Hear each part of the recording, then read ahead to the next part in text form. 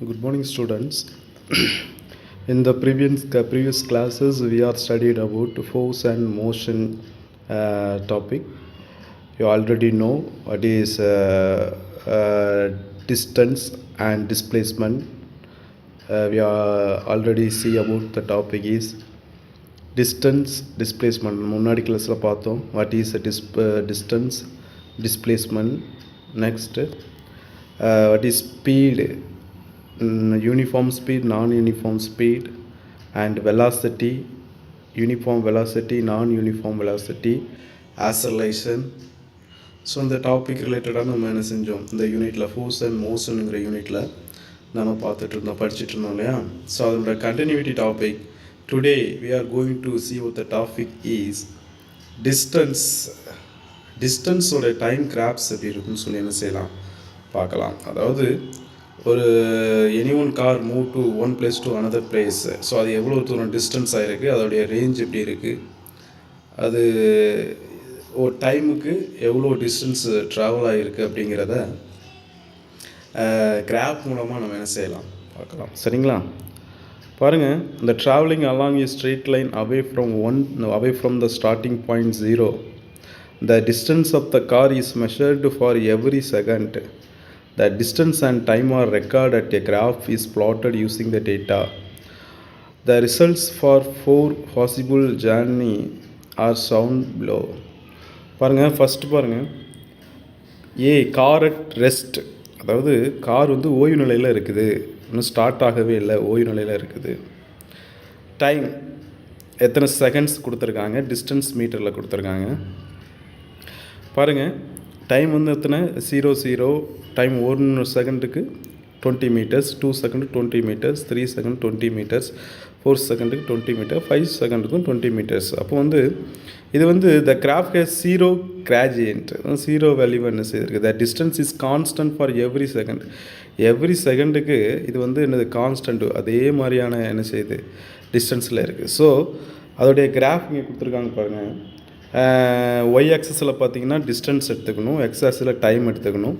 So அதோடைய 20 second இருக்கிறதுனால straight line உனக்கு கவ் என்ன செய்யுது, அந்த லைன் ஸ்ட்ரெயிட் லைனாக கிராஃபில் என்ன செய்யுது கிடைக்கிறது நீங்கள் பார்க்குறீங்க இல்லையா. ஸ்ட்ரெயிட் லைன்னா என்ன செய்யுது கிடைக்கிது.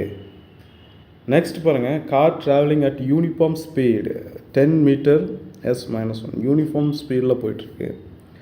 யூனிஃபார்ம் ஸ்பீடில் போயிட்டுருக்குன்னா அப்படின்னு என்னது, ஒரு செகண்டுக்கு 10, அடுத்த செகண்டுக்கு 20, அப்போ 10 மீட்டர்ஸ் இன்க்ரீஸ் ஆகிட்டே இருக்குது கிராஜுவலியாக. அப்போ பாருங்கள் அதனுடைய கிராஃப் எப்படி இருக்கும். இந்த graph has 0 constant gradient. The distance increasing 10 metre every second. 10 metre வந்து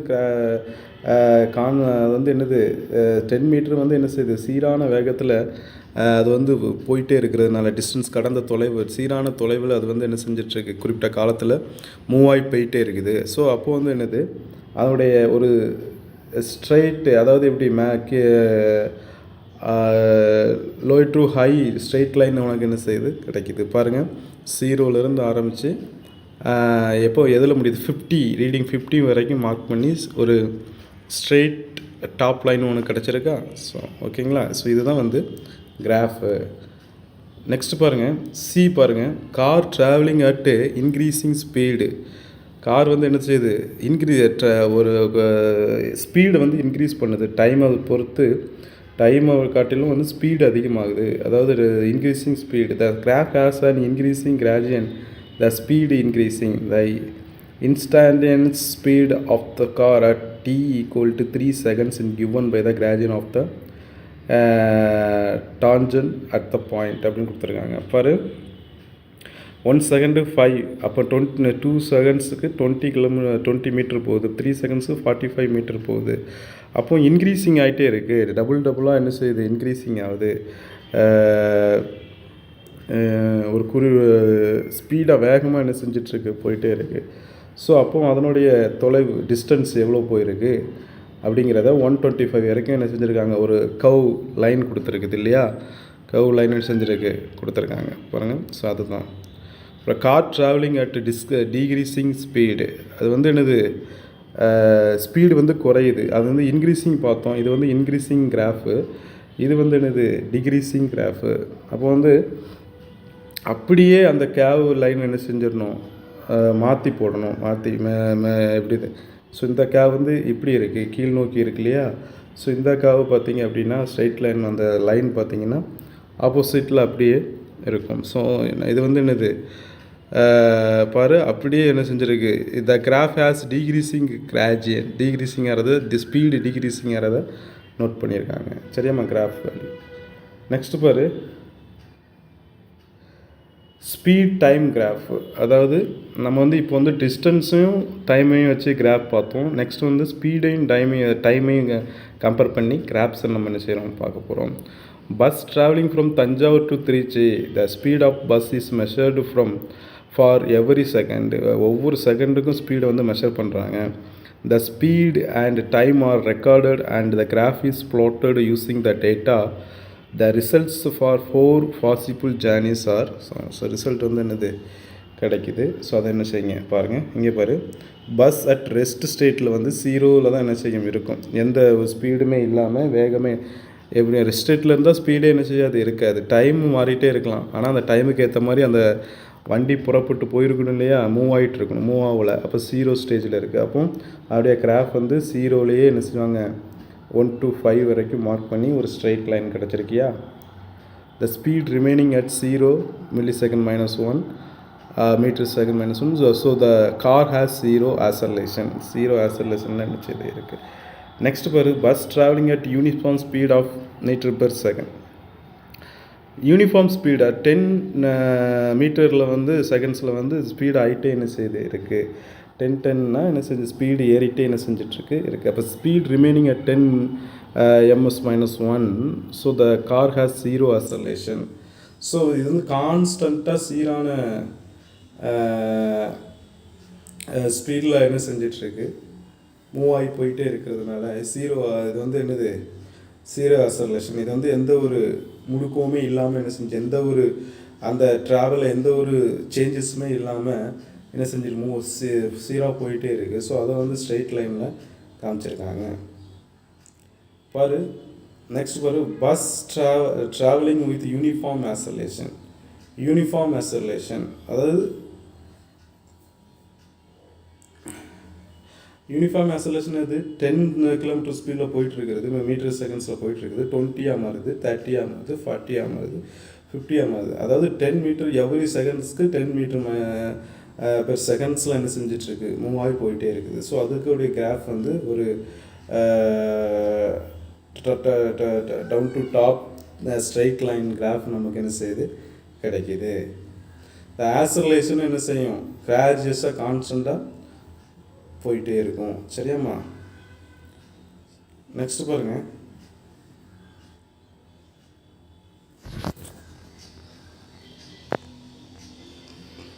bus travelling with uniform decelerations. Uniform deceleration அதாவது என்ன செய்யுது, குறையுது. என்ன செய்யுது, speed of the car decreasing by 10 m/s-1. அதாவது 10 மீட்டர் வந்து என்ன செய்யுது, குறைஞ்சிட்டே வருது. குறைஞ்சிட்டே வரும்போது ஸ்பீடு அது கிராஃப் வந்து எப்படி போட்டிருக்காங்க பார்த்தீங்க அப்படின்னா, நம்ம 0வில் வந்து பார்த்தது வந்து 5லேருந்து 50க்கு நோட் பண்ணியிருக்காங்க. ஸோ அப்படியே opposite negative and the graph has a negative and constant gradual. நெகட்டிவாக வருது கிராஃப் வந்து என்னது, நெகட்டிவாக வருது. அண்டு கான்ஸ்டன்ட் கிராஜுவேட்டில் வந்து அது என்ன செய்யுது, டிகிரிஸ் ஆகி வந்துட்டு என்ன செய்யுது இருக்குது, acceleration இஸ் கான்ஸ்டன்ட். நெக்ஸ்ட்டு பாருங்கள், 5 bus travel with increasing acceleration. அது வந்து acceleration வந்து என்ன செய்யுது, முழுக்கும் இன்க்ரீஸிங் ஆகுது. ஸோ அப்போ வந்து the increasing speed is increasing with time. அதாவது டைமை பொறுத்து ஸ்பீடும் இன்க்ரீஸ் ஆகிட்டே இருக்குது. So hence the graphs has positive, அதோடைய பாசிட்டிவ் சைனில் இருக்குது. And increasing gradual and the acceleration also increasing ஆகுது. சரியாமா. அப்புறம் bus travelling with decreasing acceleration. இதுவுமே increasing in speed is decreasing. Increasing in speed is decreasing with time. டைமில் வந்து என்ன செய்யுது, ஸ்பீடு வந்து என்ன செய்யுது, ஏறி இறங்குது. Hence the graph has positive and decreasing gradual acceleration decreasing. acceleration decreasing ஆகும், ஆனால் அந்த கிராஃப் ஹேஸ் பாசிட்டிவ் சைனாக தான் என்ன செய்யுது இருக்குது. சரியாம்மா. நெக்ஸ்ட் பாரு, comparison between distance time and ஸ்பீடுக்கும் டிஸ்டன்ஸ் டைமுக்கும் கம்பேரிசன் கொடுத்துருக்காங்க. இங்கே பாருங்கள், Y axis indicate distance, this distance time is, இதில் கீழே ஒரு ஸ்ட்ரைட் லைன் கொடுத்துருக்காங்க இல்லையா, இந்த கொடுத்துருக்காங்க இல்லையா. ஸோ இந்த ரெட் லைன் வந்து இந்த ரெட் லைனை வச்சு நம்ம என்ன செஞ்சுருக்கலாம், அதோடைய அந்த அந்த ஷேப்பை வச்சே நம்ம இது வந்து யூனிஃபார்ம் ஸ்பீடாக போயிட்டுருக்கா, அந்த டிக்ரீஸிங் ஆகிருக்கா இன்க்ரீஸிங் ஆகிருக்கா நம்ம என்ன செஞ்சிடலாம், கண்டுபிடிச்சிடலாம். ஃபஸ்ட்டு பாருங்கள், distance moved increases at an increasing rate, hence gradients increasing. இது வந்து கான்கே கர்வில் என்ன செய்யும், கான்கே கர்வில் என்ன செய்யும் கொடுத்துருப்பாங்க, கேவில் கொடுத்துருப்பாங்க. Distance moved increasing at and increasing rate, distance increasing ஆகிட்டே இருக்கும். ஒரு குறிப்பிட்ட டைமில் அந்த டிஸ்டன்ஸ் வந்து கரெக்டாக இன்க்ரீஸிங் ஆகி போயிட்டே இருக்கிறது வந்து க்ளீனாக இந்த கேவ் வந்து என்ன செய்யுது, ஸ்டார்டிங்லேருந்து கொஞ்சம் அப் ஆகிற மாதிரி கொடுத்துருக்காங்க. நெக்ஸ்ட்டு பாருங்கள், distance moved increasing uniform over time, hence gradually its position is constant. Straight line நமக்கு என்ன செய்யும், distance moved increasing uniformly over time, increasing ஆகிட்டே என்ன செய்யுது, டைமுக்கு ஏற்றதோட அதிகமாக என்ன செய்யுது, ஸ்பீடாக என்ன செஞ்சிட்ருக்கு, இன்க்ரீஸிங் ஆகிட்டே இருக்குது தொலைவு. அப்படிங்கும்போது அது கொஞ்சம் நல்லா மேலே எலும்பி அந்த லைன் வந்து என்ன செஞ்சிட்ருக்கு, டவுன்லேருந்து நல்லா மேலே எலும்பி ஒரு ஹைட்டாக என்ன செய்யுது, அந்த ரெகுலர் லைன் மூவ் போகிறத காமிச்சிருக்காங்க. ஸோ அப்படியே அது வந்து என்ன ஆகுது, கொஞ்சம் அந்த லைன் வந்து என்னது, கான்வெக்ஸ் கேவாக மாறுது பாருங்கள். கான்வெக்ஸ் கேவ் நம்ம வந்து கான்கேவ் ஃபஸ்ட்டு பார்த்தோம், அது இன்க்ரீஸிங் ஆகுது. அப்படியே கான்வெக்ஸ் வந்து டிக்ரீஸ் என்ன செய்து ஆகும். Distance moved increasing at a decreasing rate, distance increasing ஆகிட்டு வந்து அப்படியே என்ன செய்யுது, டிக்ரீஸிங் ஆகுது. Hence gradient decreases response of convex கவ்வில் டிக்ரீஸிங் ஆகிறதுலாம் பார்த்தீங்கன்னா கான்வெக்ஸ் கவ்வில் தான் என்ன செய்வாங்க, மென்ஷன் பண்ணியிருப்பாங்க. சரியாம்மா. நெக்ஸ்ட்டு பாருங்கள், speed increasing uniform over time, hence gradient is a positive கான்ஸ். ஸோ ஸ்பீடு வந்து ஒரு குறிப்பிட்ட டைமில் வந்து என்ன செய்யுது, இன்க்ரீஸிங் ஆகிட்டு அப்படியே என்ன செஞ்சிட்ருக்குது, சீராக போயிட்டுருக்கிறத அந்த இன்க்ரீஸிங் சடனாக இன்க்ரீஸிங் ஆகி யூனிஃபார்ம் ஓவர் டைமில் நல்லா இன்க்ரீஸிங் ஆகி போட்டிருக்கிறத என்னது அப் டு டாப் லைனில் உனக்கு என்ன செஞ்சுருக்காங்க, காட்டியிருக்காங்க இல்லையா, இந்த காட்டியிருக்காங்க இல்லையா. ஸோ நெக்ஸ்ட்டு பாரு, ஸ்பீட் டைம் கிராஃப். இது வந்து என்ன, ஸ்பீட் இஸ் கான்ஸ்டண்ட்டாக அந்த ஸ்பீடு எந்த ஒரு சேஞ்சஸ் இல்லாமல், இப்போ 30 கிலோமீட்டர் ஸ்பீடில் போயிட்டுருக்குன்னா 30 கிலோமீட்டர்லேயே கான்ஸ்டண்ட்டாக மூவ் ஆகி போயிட்டுருக்கிறத இந்த லைனில் என்ன செஞ்சுருக்காங்க, காட்டியிருக்காங்க. நெக்ஸ்ட்டு பாரு, speed decreasing uniformly over time. அப்படியே ஸ்பீட் என்ன செய்யுது, கொஞ்சமாக குறையிறத, அப்படியே டவுன் ஆகுது, அது கான்ஸ்டண்ட்டாக போயிட்டுருக்கு, அப்படி டவுன் ஆகிறத என்ன செய்யுது, டாப் டு டவுன் லைனில் நமக்கு என்ன செஞ்சுருக்காங்க, கொடுத்துருக்காங்க. சரியாம்மா. ஸோ இதை வச்சு நம்ம என்ன செஞ்சிடலாம், பார்த்துடலாம். ஸோ இது வந்து கிராஃப் அண்ட் ஸ்டோரி, ஒரு கிராஃப் வச்சு நம்ம ஸ்டோரி மேக் பண்ணிடலாம். Distance time, Raju begins walk to the his school. என்னச்சு, நான் ஸ்கூலுக்கு போகிறான். He remembered that forget his pen நம்ம வரக்கு மறந்துடுறான். And walked back to home, திரும்பியும் ஹோமுக்கு போகிறான். But he stopped suddenly when he heard a noise. ஒரு சத்தம் என்ன செய்யுது, கேட்குது, கத்துறோம் பாரு. ஸோ இப்போ பாருங்கள், அதுக்கு தகுந்த மாதிரி என்ன செஞ்சுருக்கு, ராஜு வாக்கிங் டு ஸ்கூல், வீட்டிலேருந்து என்ன செய்யறான், ஸ்கூலுக்கு வாக்கிங் டு ஹிஸ் ஸ்கூல், அவனுடைய ஸ்கூலுக்கு போகிறத கிராஃபில் காமிச்சிருக்காங்க. அப் டு பாட்டம் ஹைட்டு வந்து என்ன செய்யுது இருக்கா. நெக்ஸ்ட்டு பாருங்கள், அப்படியே remember that forget his pen, திரும்ப என்ன செய்யறான், திரும்பியும் அது டவுன் ஆகி வால்க்டு பேக் ஹோமுக்கு வர்றதை கொஞ்சம் ஹோமுக்கு வந்துச்சுன்னா என்னது, கொஞ்சம் டயர்டாக இல்லையா, அப்போ அப்படியே குறையுது ஸ்பீடு. அப்புறம் சடனாக நின்றுட்டு பாட்டி ஸ்டாஃப் நின்றுட்டு அதை ஸ்ட்ரெயிட் லைன் ஒன்று என்ன செய்யுது, கிடைக்கிது இல்லையா. ஸோ இதை வச்சு ஸ்டோரியை வச்சு என்ன செய்யும், கிராஃப் என்ன செஞ்சிடலாம், நம்ம மென்ஷன் பண்ணிடலாம். சரியாம்மா.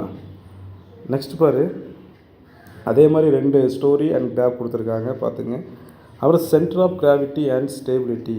சென்டர் ஆஃப் கிராவிட்டி, ஸோ இது முக்கியமான ஒரு டாபிக். சென்டர் ஆஃப் கிராவிட்டி அப்படின்னா ஈர்ப்பு மையம்னு சொல்லுவோம். Try to balance cardboard on your finger trip. What do we observe? We observe there is only one point which the cardboard is balanced. ஒரு cardboard எடுத்துக்கிடுங்க, இந்த மாதிரியான ஒரு கார்ட்போர்டு எடுத்துக்கிடுங்க. ஸோ ஒரு அட்டையை எடுத்துகிட்டு அதில் வந்து நம்ம மத்தியில் நம்ம என்ன செய்யணும், ஒரு விரலை நிறுத்தணும் அப்படின்னா அது எந்த இடத்துல அந்த நம்ம விரல் வைக்கும்போது அந்த அட்டை கீழே விழாமல் நிற்கிதோ அதுதான் வந்து என்னது, சென்டர் ஆஃப் கிராவிட்டின்னு சொல்கிறோம். அப்படி தான் நம்ம எந்த ஒரு பேலன்ஸ் கிடைக்கும், அந்த அட்டை வந்து கீழே விழாத மாதிரியான ஒரு பேலன்ஸில் நிற்கும். அது எந்த இடத்துல நிற்கிதோ, எந்த புள்ளியில் நம்ம கை வச்சுருக்கோமோ அந்த புள்ளி தான் சென்டர் ஆஃப் கிராவிட்டி இருக்குதுன்னு அர்த்தம். Total full of the earth appears to act throughout the center of gravity. Centre of அந்த அது இப்போ புவியீர்ப்பு விசையே வந்து எதை மையமாக இருக்குன்னா சென்டர் ஆஃப் கிராவிட்டியை வச்சு தான் என்ன செய்யுது, புவியீர்ப்பு விசையை நோக்கி என்ன செய்யும், இழுக்கும். Centre of gravity, the centre of gravity of an object is the point through which the entire weight of object appear to act. Centre of கிராவிட்டினா என்னதுன்னா, ஒரு ஆப்ஜெக்ட் ஒரு பாயிண்டில் ஒரு பர்டிகுலர் புள்ளியில் இருக்கக்கூடிய அந்த ஆப்ஜெக்டில் எடை எங்கே இருக்கோ அங்கே தான் என்ன செஞ்சிட்ருக்கோம், அந்த சென்டர் ஆஃப் கிராவிட்டி என்ன செய்யுது இருக்குது. அந்த எடையின் மேலே விழக்கூடிய அந்த வெயிட், அந்த வெயிட்டில் பொறுத்து தான் என்ன செய்யுது அந்த object appear to act. And how do we find the center of gravity of the object? எப்படி நம்ம என்ன செய்யலாம், சென்டர் ஆஃப் கிராவிட்டியோட கிராவிட்டி ஒரு ஆப்ஜெக்டில் இருக்குது அப்படின்னு சொல்லி நம்ம என்ன செய்யலாம் பார்க்கலாம் அப்படின்னா, நெக்ஸ்ட்டு பாருங்கள். இப்போ வந்து centre of gravity for regular shaped object. Regular shaped object பார்த்திங்கன்னா வந்து weight for card, weight for triangle, disc, ring, இந்த மாதிரி இதெல்லாம் வந்து ஒரு ரெகுலர் ஷேப் இருக்கும். ஷேப் இருக்கிறதுக்கெலாம் பார்த்திங்கன்னா எல்லா ஷேப்பு வெயிட் ஆஃப் கார்டுன்னு பார்த்தீங்கன்னா அந்த கார்டு அந்த ஷேப்புக்கு அந்த சென்டரில் தான் என்ன சென்டர் ஆஃப் கிராவிட்டி என்ன செய்யும் இருக்கும். பாருங்கள், இதெல்லாம் வந்து ஒரு வடிவங்கள் இருக்குது. எல்லா வடிவுள்ள பொருளுக்கும் அதனுடைய சென்டர் ஆஃப் கிராவிட்டி வந்து சென்டரில் தான் என்ன செய்யும் இருக்கும். Generally the centre of gravity of the geometrical shaped object lie on the geometric centre of the object. Centre of ஆப்ஜெக்டில் இருக்கும். Example of centre of gravity for regular shaped object, weight of card, weight of triangle, weight of disc and weight of ring கொடுத்துருக்கிறத நம்ம பார்க்குறோம். சரிங்களா?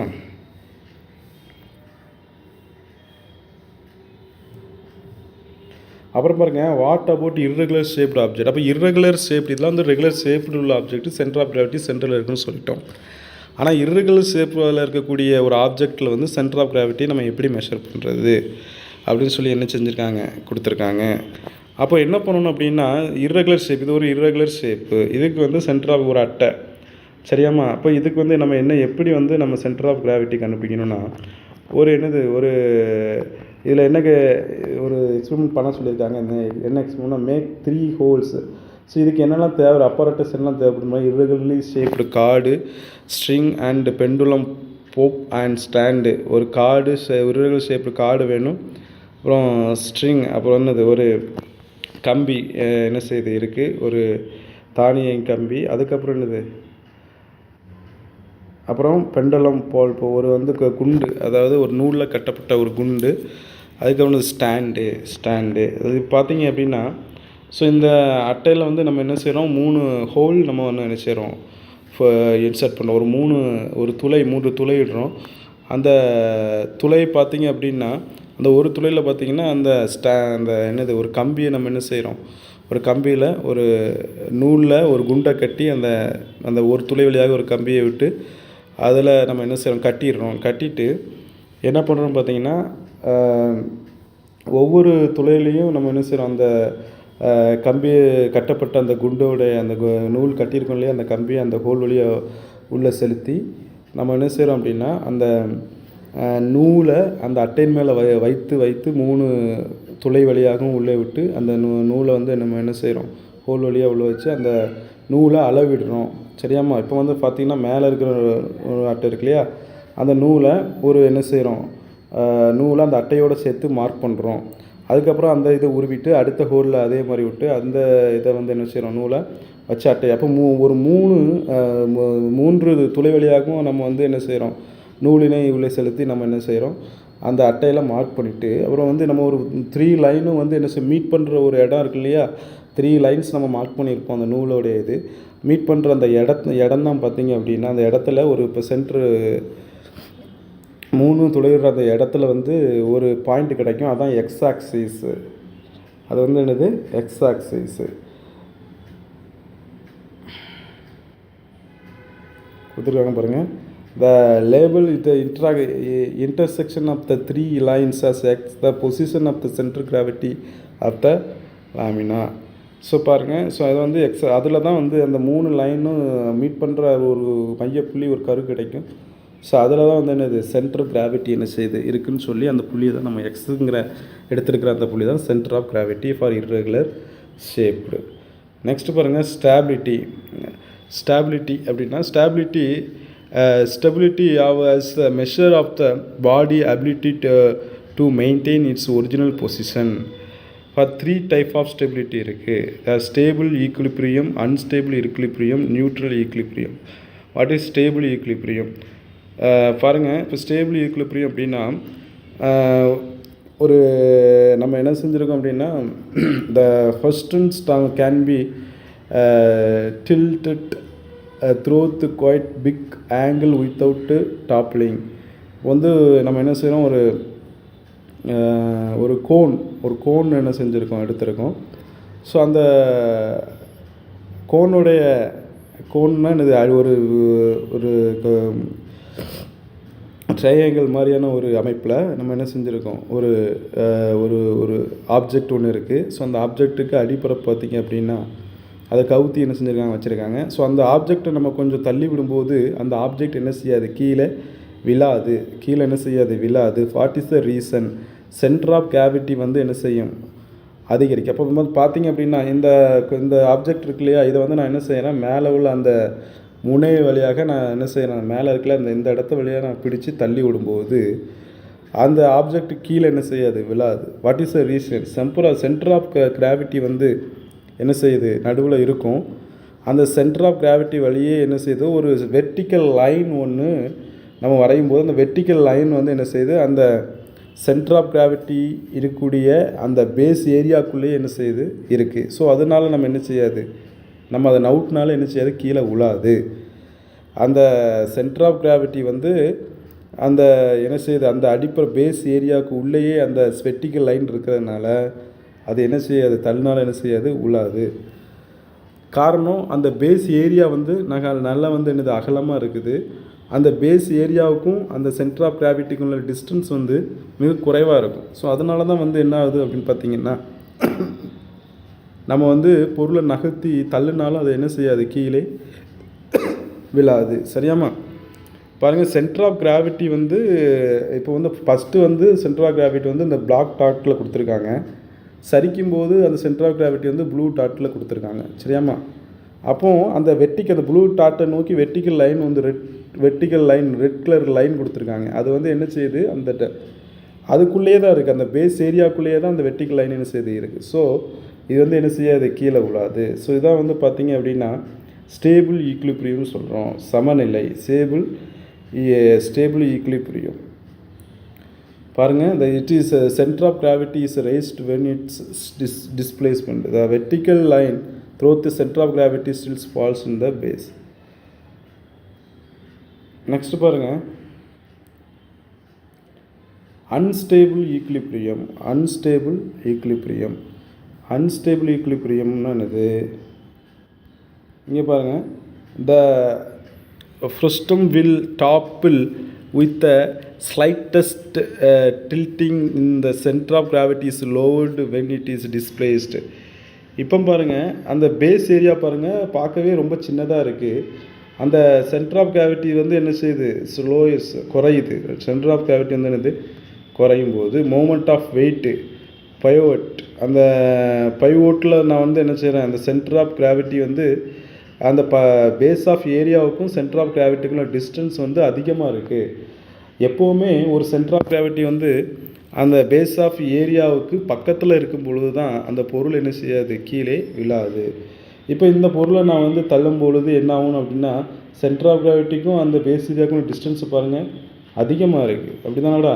இப்போ பாரு, அங்கே black colour mark இருக்குது. அது நம்ம சாய்க்கிறதுக்கு முன்னாடி உள்ள பொசிஷனில் இருக்கக்கூடிய சென்டர் ஆஃப் கிராவிட்டி.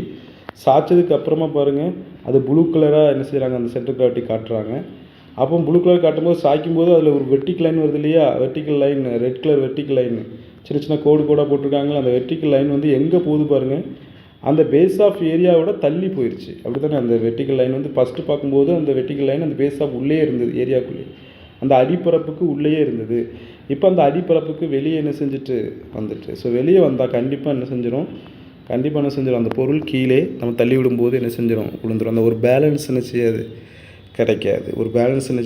கிடைக்காது. நெக்ஸ்ட் பாரு, நியூட்ரல் ஈக்குலிபிரியம்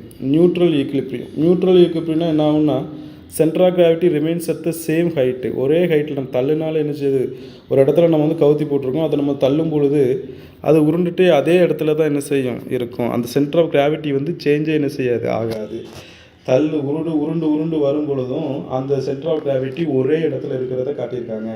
பாருங்கள், ஒரு இடத்துல இருக்குது, நம்ம அதை வந்து உருட்டும் போது அதே இடத்துல தான் உருண்டு வரும்போதும் அந்த பிளாக் டாட்டு கொடுத்துருக்காங்க. அப்புறம் ப்ளூ கலரில் அந்த சென்டர் ஆஃப் டாட்டில் இந்த சென்டர் ஆஃப் கிராவிட்டியை மென்ஷன் பண்ணியிருக்காங்க. உருண்டு வரும்போதும் அதே இடத்துல தான் என்ன செய்யுது, என்ன செய்யுது, அந்த சென்டர் ஆஃப் கிராவிட்டி வந்து ரிமைன் அட் த சேம் ஹைட்டில் தான் என்ன செய்யும் இருக்கும். எந்த ஒரு ஹைட் விட்டு குறையும் செய்யாது, கூடவும் செய்யாது. அதான் நியூட்ரல் ஈக்லிபிரியம்னு நம்ம சொல்கிறோம். சரியாம்மா? அப்போ நியூட்ரல் ஈக்லிபிரியமாக இருக்கணும் ஒரு பொருள்னால் அதுக்கு நம்ம என்னென்ன பண்ணணும்? அப்போ வந்து it has fused top, the ஃபியூஸ்டம்ஸ் வில் ரோல்ஸ் அபவுட் த ரஸ்னாட் டாப்பிள்ஸ். அப்போ வந்து சொல்லியிருக்கோம், நம்ம வந்து என்ன செய்யணும், centre of gravity remains at the same height when it is displace. Centre of gravity வந்து ஒரே ஹைட்டாக இருக்கிறதுனால இது வந்து டிஸ்பிளேஸ்மெண்ட், அந்த சென்டர் ஆஃப் கிராவிட்டி என்ன செய்யாது, மாறாது, ஒரே இடத்துல இருக்கும் அப்படிங்கிறத நம்ம பார்த்துருக்கோம். Next condition for the stability. To make a body more stable. அது ஒரு பொருள் ஸ்டேபிளாக இருக்கணும் அப்படின்னா அதுக்கு எப்படிலாம் நம்ம இந்த பொருளை உருவாக்கணும் அப்படின்னு பார்த்தீங்கன்னா, lower its centre of gravity. அதை வந்து எப்போவுமே சென்டர் ஆஃப் கிராவிட்டி வந்து எனக்கு குறைவாக என்ன செய்யணும், அதனுடைய சென்டர் ஆஃப் கிராவிட்டி வந்து ஒரு ஏரியா ஆஃப் பேஸுக்கு பக்கத்தில் தான் என்ன செய்யணும், இருக்கணும். Increasing the area of its base. அந்த அடிப்பரப்பு இருக்குது பார்த்தீங்களா, அந்த அடிப்பரப்பு வந்து நம்ம என்ன செய்யணும், அகலப்படுத்தணும். This box is at the point of tipping over. A heavy base lower at the center of gravity, so the box does not tip over. நம்ம வந்து ஹெவி பேஸ் கொடுத்துருந்தோம் அப்படின்னா, lower of the centre of gravity கொடுத்துருந்தோம்னா அந்த box வந்து என்ன செய்யாது, கீழே தள்ளுனாலும் என்ன செய்யாது, விழாது. பாருங்கள், a broad base makes the box more difficult to tip over. அதே மாதிரி அதே மாதிரி தான் ஒரு கனமான ஒரு அடிப்பரப்பை நம்ம வந்து உருவாக்கும் போது அந்த பாக்ஸ் வந்து ரொம்ப டிஃபிகல்ட்டாக இருக்கும் தள்ளுறதுக்கு. சரியாம்மா? நெக்ஸ்ட்டு பாருங்கள், தஞ்சாவூர் பொம்மை இருக்குது பார்த்தீங்கன்னா, நல்லா கேள்விப்பட்டிருப்பீங்க. It is type of traditional Indian toy made of the terracotta material. So இந்த மெட்டீரியல் வந்து இந்த மெட்டீரியலை எப்படி உருவாக்கியிருக்காங்க பார்த்தீங்கன்னா, அதனுடைய ஏரியா ஆஃப் பேஸ் அடிப்பரப்பு பார்த்தீங்க அப்படின்னா நல்லா அகலமாக என்ன இருக்கும். அந்த அகலமாக இருக்குன்னு அந்த அந்த ஏரியா ஆஃப் பேஸுக்கும் சென்டர் ஆஃப் கிராவிட்டியும் வந்து அந்த ஏரியா ஆஃப் பேஸுக்கு மேலே கொஞ்சம் அதில் சென்டர் ஆஃப் கிராவிட்டிக்கும் ஏரியா பேஸுக்கும் இடையிலே மிக குறைவாக இருக்கும். ஸோ அதனால தான் பார்த்தீங்கன்னா அந்த சென்டர் ஆஃப் கிராவிட்டி வந்து என்ன செய்யுது, அதிகமாக இருக்கிறதுனால அது வந்து என்ன செய்யாது, அந்த தஞ்சாவூர் பொம்மை கீழே விழாமல் தலையாட்டிகிட்டே இருக்கிற மாதிரியான ஒரு ஷேப்பில் அதை வந்து மேக் பண்ணியிருப்பாங்க. சரிங்களா? நெக்ஸ்ட்டு பாரு. ஸோ இதோட இந்த யூனிட் என்ன செய்யுது, க்ளோஸ் ஆகுது. சரியாம்மா? இன்னொரு எக்ஸாம்பிள் வேணால் நான் உனக்கு சொல்லிடுறேன் பாரு. Real life application of centre of gravity. It is for the reason of stability that the luggage compartment of the tour bus is located at the bottom. பாருங்கள், நீங்கள் ஒரு டூர் பஸ்ஸில் ஏறுறீங்க, ஒரு டூரிஸ்ட் பஸ்ஸில் ஏறும் பொழுது அங்கே லக்கேஜ் எல்லாம் வந்து கீழே தான் என்ன செஞ்சு, இப்போ பாட்டம் பின்னாடி தான் அந்த லக்கேஜ் ஏற்றுவாங்க. நாட் அட் த ரூஃப், மேலே எப்போவுமே பஸ்ஸுக்கு மேலே என்ன செய்யும், லக்கேஜ் ஏற்ற மாட்டாங்க. பிகாஸ் சென்டர் ஆஃப் கிராவிட்டி வந்து என்ன செய்யணும், லோயராக இருக்கணும். அதாவது குறைவாக தான் என்ன செய்யணும் இருக்கணும், ஹையாக என்ன செய்ய போகக்கூடாது. அதாவது ஏரியா ஆஃப் பேஸுக்கு பேஸை சுற்றி என்ன செய்யணும், அந்த சுற்றி ஒரு பர்டிகுலர் பாயிண்டில் இருக்கணும். அப்போ வந்து அதை மேலே போகும்போது அந்த ஏரியா ஆஃப் பேஸ் வந்து என்ன செய்ய வீக் ஆகும். ஸோ அது வந்து எப்போ கூட என்ன செய்யலாம், அந்த பஸ்ஸு ஸ்லிப்பாகி கவருக்கு வாய்ப்புகள் அதிகமாக என்ன செய்திருக்கு. எடை எங்கே அதிகமாக இருக்கோ அங்கே என்ன செய்ய, சென்டர் ஆஃப் கிராவிட்டி அதிகமாக இருக்கும். Extra passengers are not allowed on the upper deck. அது நம்ம என்ன செய்வோம், நம்ம மேலே நம்ம பெர்த்தில் நம்ம என்ன செய்வோம், ஏற்ற மாட்டாங்க. எக்ஸ்ட்ரா பேசஞ்சர் எப்போவுமே வந்து என்ன தான் கூட்டமாக இருந்தாலும் மேலே பஸ்ஸில் என்ன செய்ய மாட்டாங்க, எக்ஸ்ட்ரா பேசஞ்சர்ஸை ஏற்ற மாட்டாங்க. எவ்வளோ வெயிட் கெப்பாசிட்டி உண்டோ அவ்வளோ வெயிட் கெப்பாசிட்டியில் தான் பேசஞ்சர் என்ன செய்வாங்க, ஏற்றுவாங்க. Racing cars are built low and broad for stability. Racing காரில் பார்த்தீங்க அப்படின்னா அதனுடைய அடிப்பரப்பும் பார்த்தீங்க அப்படின்னா நல்லா ப்ராடாக என்ன செஞ்சுருப்பாங்க, மேக் பண்ணியிருப்பாங்க.